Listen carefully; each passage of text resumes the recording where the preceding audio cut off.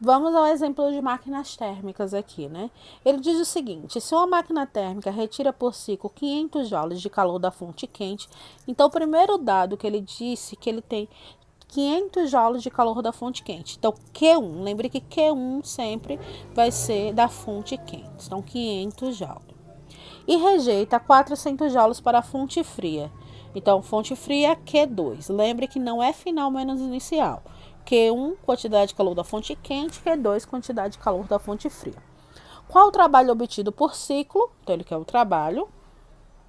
E o rendimento. Lembrando que rendimento tem que ser dado sempre em porcentagem. Trabalho é fácil a gente calcular. Trabalho ele pode ser calculado como quantidade de calor da fonte quente menos a quantidade de calor da fonte fria. Trabalho aqui vai ser igual. Quantidade de calor da fonte quente, 500, menos quantidade de calor da fonte fria, 400. Então, o trabalho aqui vai ser igual a 100 joules. Então, nós já achamos o primeiro dado que ele pede na questão. E o segundo é o rendimento. Então, é só usar a fórmula do rendimento. O rendimento vai ser igual a trabalho dividido pela quantidade de calor da fonte quente. Trabalho nós acabamos de achar. Trabalho aqui vai ser igual a 100, dividido pela quantidade de calor da fonte quente, que foi quanto? 500. Então, só a gente dividir aqui. 1 dividido por 0,1, 1 dividido por 5 vai dar 0,2. Lembrando, esse valor aqui, ele tem que estar em porcentagem. Então, eu vou pegar o 0,2 e multiplicar por 100. Ao multiplicar por 100, eu vou ter o valor dele, que é 20%. Essa é a resposta do rendimento. Então, é dessa forma que a gente calcula, certo? Rendimento e o trabalho numa máquina térmica. Agora vamos ao exemplo 2, que seria com o ciclo de Carnot. Lembre que aquele círculo de Carnot seria o ciclo de Carnot seria ideal, né? É onde ele consegue maior porcentagem de transformação da quantidade de calor que ele recebe em trabalho.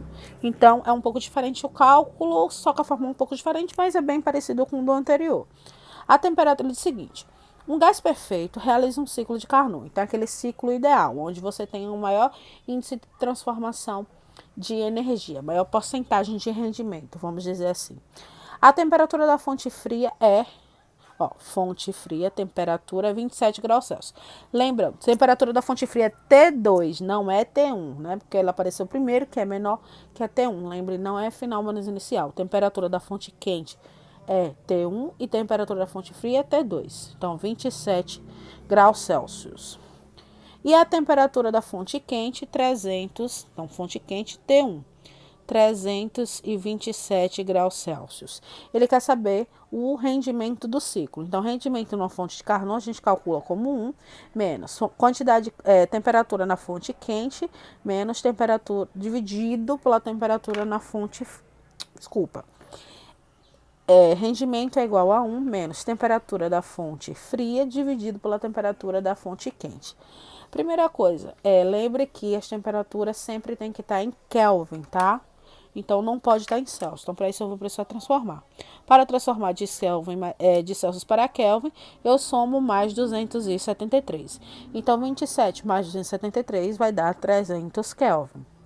327 mais 273 vai dar 600 Kelvin. Com isso, a gente consegue resolver aqui, né?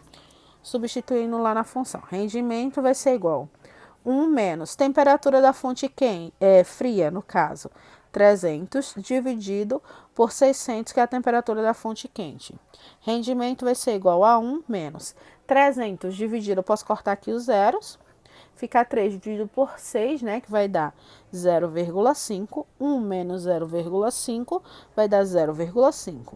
Lembrando que eu preciso ter esse valor em porcentagem, então a gente multiplica por 100. Ao multiplicar por 100, eu vou ter que o rendimento desse ciclo de Carnot aqui, dessa máquina de Carnot, vai ser igual a 50%, se vocês prestarem atenção, bem maior que no anterior, porque o rendimento das máquinas de Carnot são melhores do que das máquinas comuns.